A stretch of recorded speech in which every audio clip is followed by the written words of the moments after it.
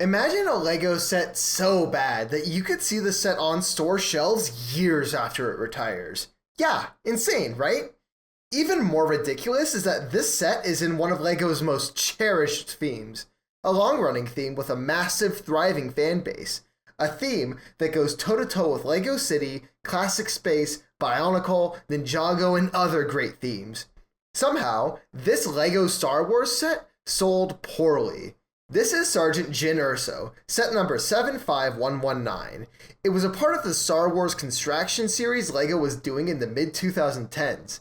This one specifically released in 2016 to coincide with the release of the Rogue One Star Wars movie. Jyn Erso was introduced in that movie, and she was the main character. I always thought it was weird that she died, so it never made sense to me why really anyone would resonate with this thing. I remember seeing these on shelves and they would just rot. Apparently, I'm not alone here, because I've seen hundreds of other posts in the community wondering what the hell these are still doing on shelves. So I'd like to do an autopsy to try and figure out what this specific set was doing on shelves for so long. But first, let's see what the general public has to say.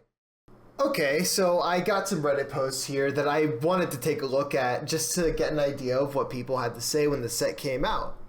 And this first one here says, Jyn Erso revealed. This is the, I believe this is an announcement post. Let's see here. Those human faces are terrifying. First comment. As usual, utter crap. Only the fully armored buildables were any good. Cody's the best one. Blah, blah, blah, blah, blah. I'll never buy one.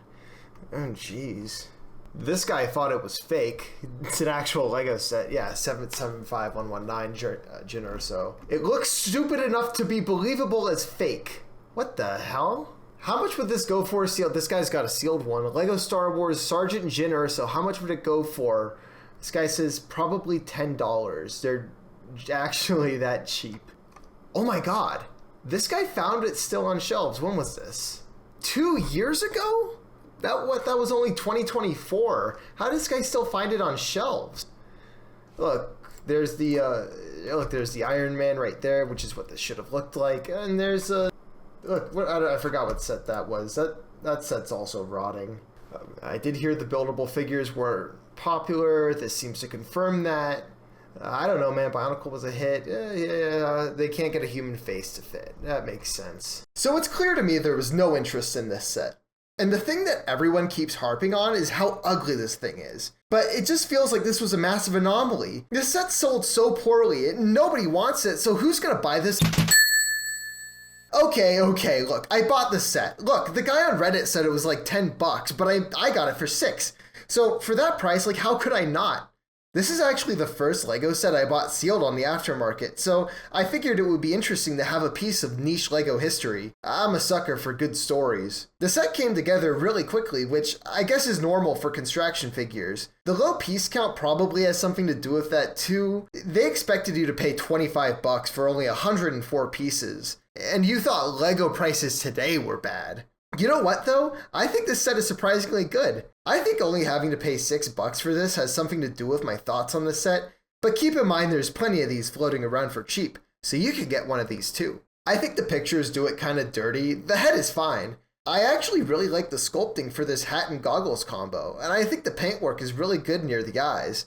I don't think it's creepy or uncanny at all. I still love how the construction figures play. There's a dial on the back here you can use to swing her arms, though I found this problem where her arms would eventually pop out of the side if you move the arms too much, so be wary of that. The brown axle on her batons is connected loosely, so the batons spin when you move the arms. It kind of reminds me of those old Bionicle sets with the moving arms. You could like swing the sword. Those were cool. She also comes with this massive blaster rifle, and there's many ways for you to kind of pose her with it.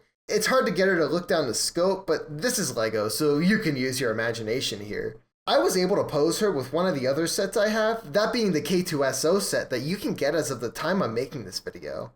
I thought these would look great together, but it turns out they look way out of scale. You can actually pick her up with K2SO's spindly arms. You know what? The more I pose anything with this guy, the more aura he gets, so if anything, get both of these if you're into Rogue One. This is nice, it feels right. But why did this set fail? Why is it staying on shelves, and why can I buy it for $6 on Bricklink? Well, I think it has to do with a few things.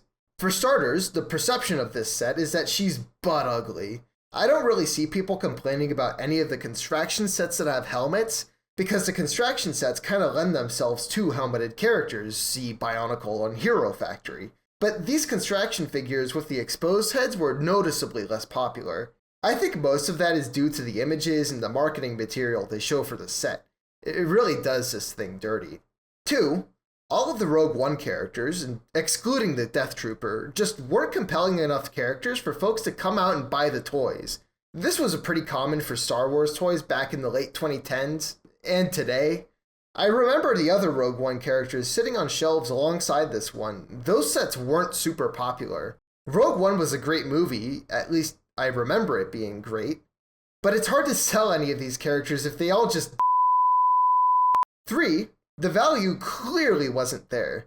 This set is $25 for only 104 pieces. Even if you disagree with the price per piece metric, the building experience is not worth it. It only took me 20 minutes to assemble a $25 set. You'd get more value out of a $10 creator set or any small LEGO system set with minifigures. 4, and I genuinely believe this, the creature and character building system was not as popular as the standard LEGO system. Honestly, I don't think it's a great building system. CCBS relies on you putting armor pieces over a skeletal base to make the figure, and I think some of those armor plates make the set frustrating to pose. CCBS was definitely past its prime by the time Hero Factory ended. 5 years before the set came out, you can get a Hero Factory set with CCBS for like $8, but it starts to lose its appeal when you have to pay $25 for a set that only has 100 pieces. With the failure of the set, LEGO scrapped CCBS in 2016. You can find some of the parts from CCBS in some of LEGO's more recent sets, but you'll never see LEGO doing this kind of set again, and I don't blame them. Why would they want to stick with this building system that was constantly getting dogged on by the community for making these ugly figures? But there's a silver lining to this. LEGO's been playing around with some construction figures in the superheroes line that mostly rely on system details, with some construction joints really bringing it all together. I like the way these look. I think it was a smart move to rely more on system parts for construction figures rather than using specialized parts. System is actually able to add a lot of brick-built detail where there wouldn't be any on this Jyn Erso figure. These superhero sets were around $30 a piece, which is reasonable with the amount of pieces you get in these figures versus the figures I built. I think with all the stigma around LEGO getting more expensive, gets put in a new perspective when you see these two sets side by side. Hey, I hope you liked this video. This is actually my first long-ish form video. I usually make short-form LEGO content, which you can view if you subscribe to the channel. I actually really enjoyed making this one and shining a light on some interesting LEGO stories. See you again soon.